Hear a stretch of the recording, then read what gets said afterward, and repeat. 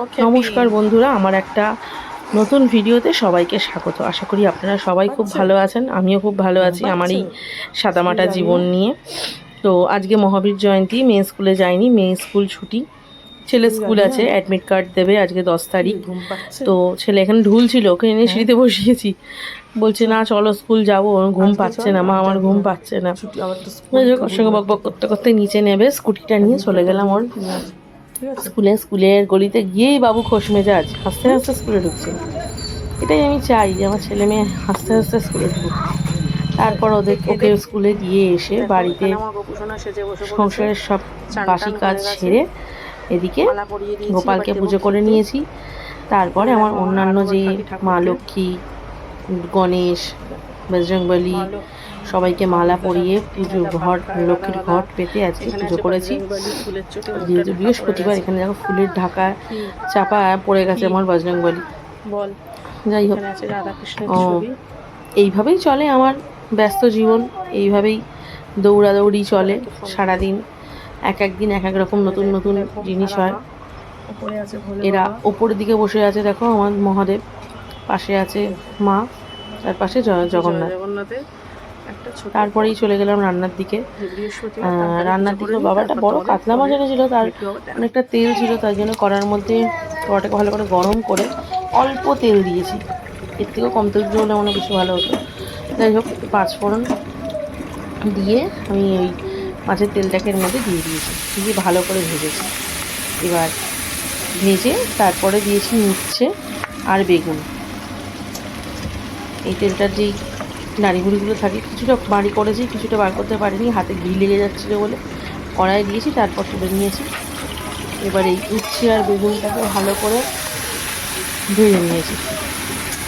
কিছুক্ষণ নাড়াচাড়া করার পর চাপা দিয়ে ভালো করে ভাজছিলাম। আর কিছুক্ষণ পরে দিলাম আলু, ডুমো করে ছোটো ছোটো করে আলু কেটে নিয়েছি।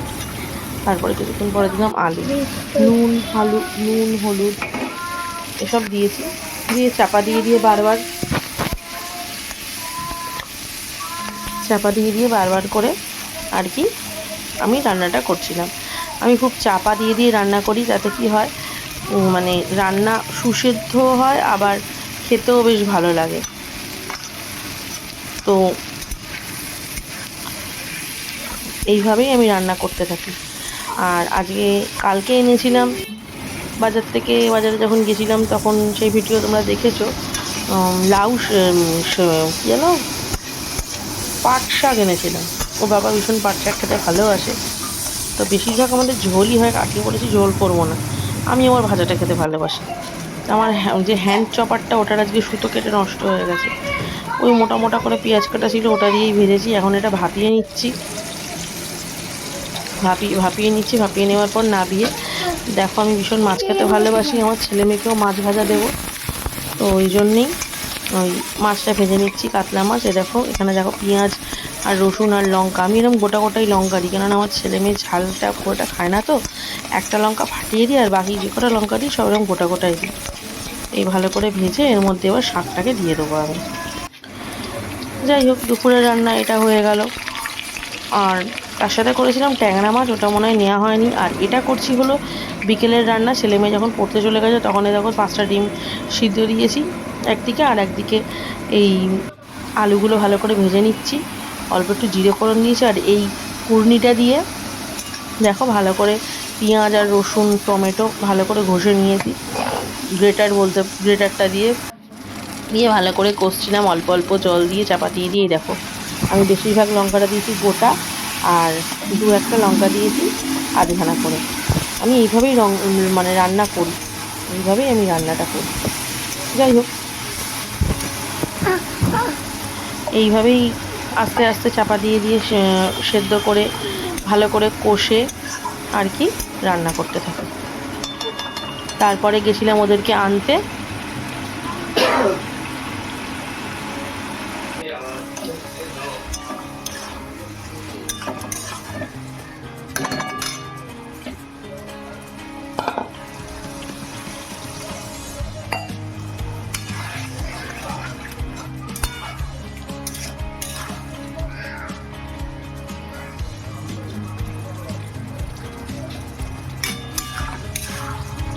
এখানে খুন্তি দিয়ে কেটে দেখে নিলাম যে খানিকটা আলুটা কতটা সেদ্ধ হয়েছে না হয়েছে, সেই মতো জল দিয়ে একটু তো ঝোল ঝোল করবোই, এটা তো একদম পাতলা করবো না, ওই জন্যই আর কি দেখে নিলাম। একটা লঙ্কাটা এরকম এরকম দেবে দিচ্ছিলাম যাতে ঝালটা তরকারির মধ্যে মানে মিশে যায়। ওদেরকে ঝাল খাওয়াই, খুব না একটু কম। আর তার সাথে দিয়েছিলাম অল্প গরম মশলা। এদিকে আমার ডিমগুলো দেখো সেদ্ধ হয়ে গেছে। আমি ডিমগুলো এরকম ভাজি না, আমি এরকমই দিই। তার কারণ হলো আমার ছেলে মেয়ে না ভাজা জিনিসটা খেতে চায় না, ওই জন্য আমি এরকম ওই না ভেজেই ডিমের মধ্যে ডিমগুলো দিতে থাকি। দিয়ে এরকম জল ঢেলে ফুটতে দিয়ে আমি ছেলে মেয়েকে আনতে চলে গেছিলাম। রাস্তায় বেরিয়ে মনে পড়েছিল গ্যাসটা বন্ধ করেছি কি করিনি। যাই হোক, মেয়ের এদিকে জিকে খাতা কাল জমা নেওয়ার ব্যাপার আছে, ওই জন্য এই দোকানটায় এসেছি। এই দোকানটা হলো তোমার আটাপাড়ার ওদিকে। এই দোকানে এটা স্টেশনারি, এটা ছোট্ট দোকান, সব কিছু এখানে পাওয়া যায়। সিটি গোল্ডের জিনিস দেখো, বাচ্চাদের খেলনা, আয়না, চিরুনি, সাবান টাবান সব। তো ওখান থেকে একটাই চার্ট পেলাম, চারটা নিয়ে বাড়ি চলে এলাম। বাড়ি আসিনি, বৈশাখীর মোড়ে গেছিলাম। দেখো এটা হলো বৈশাখীর মোড়ে, এখানে মা শীতলার পুজো হবে শনিবার দিন 12ই এপ্রিল, সেদিনকেও আবার বজরংবলীর জন্মদিন। এখানে এই পুজোটা আমার মনে হয় যতদূর সম্ভব 150-200 বছরের হবে। মানে আমার মায়ের ঠাকুমা কি তার আগে থাকতে এই জিনিসটা, এই পুজোটা হয়। এই যে বৈশাখী মিষ্টির দোকান দেখতে পাচ্ছ, এবার ঠিক তার মুখোমুখি এই পুজোটা হয়। বহু বহু পুরনো। এটাকে অ্যাকচুয়াল বলে, এখন তো কেউ জানে না, সবাই বৈশাখীর মোড় জানে। অ্যাকচুয়ালি এটার নাম হলো সরকারপাড়া। দেখো তো আবার বাড়ি এসে আমি একটা থালার মধ্যে